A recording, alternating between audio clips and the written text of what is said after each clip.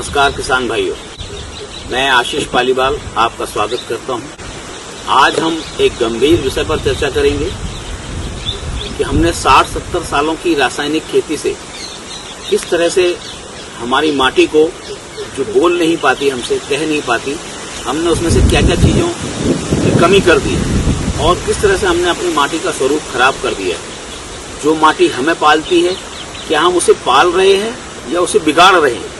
ये बात बड़ी सोचने वाली है और बड़े चिंतनीय विषय है। माटी में लगातार रसायनों का, खतरनाक रसायनों का प्रयोग होने से माटी की उर्वरक क्षमता तो कम हुई है।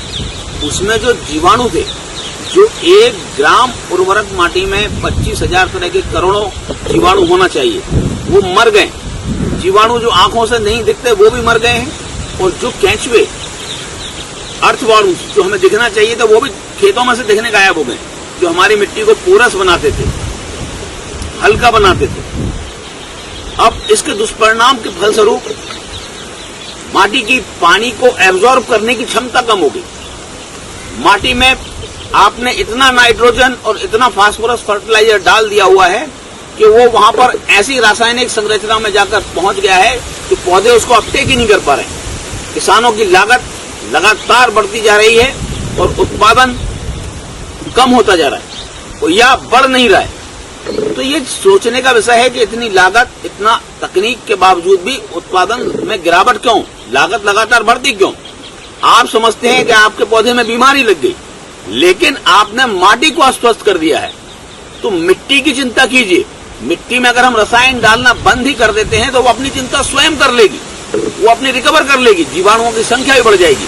तो हम ऐसे तत्वों का, ऐसे उत्पादों का प्रयोग करें जो हमारे उत्पादन बढ़ाने में सहायक तो हों, लेकिन हमारी माटी को नुकसान न पहुंचाएं, क्योंकि ये माटी हमें अगली पीढ़ी तक सुरक्षित उनके हाथों में देनी है।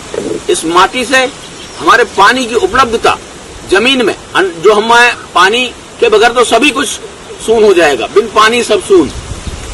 पानी की उपलब्धता भी इसी पर निर्भर करती है कि माटी अच्छी है कि नहीं।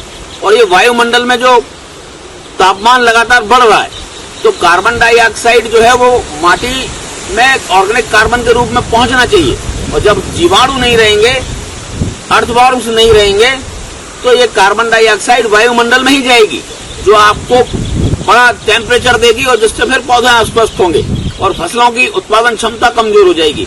ये एक विश्व स्तर पर सोचने का विषय है कि लगातार बढ़ता तापमान, उसको नियंत्रित कैसे किया जाए। लगातार बढ़ते तापमान का एक ही उपाय है कि वायुमंडल की कार्बन डाइऑक्साइड आपके खेतों में समाहित होनी चाहिए। जो पौधा कार्बन डाइऑक्साइड लेता है और उसके बाद में जो उसके अवशेष बचते हैं, उसको पचाने के लिए आपके माटी के अंदर जीवाणु नहीं बचे, तो ऑर्गेनिक कार्बन कहां से बचेगा? ये पूरी साइकिल है। कार्बन डाइऑक्साइड वायुमंडल से माटी में आना चाहिए, और इस प्रक्रिया में मुख्य रोल जो निभाते हैं वो जीवाणु निभाते हैं। जब जीवाणु मर जाएंगे तो कार्बन डाइऑक्साइड किस तरह से माटी में जाकर ऑर्गेनिक कार्बन के रूप में समाहित होगी।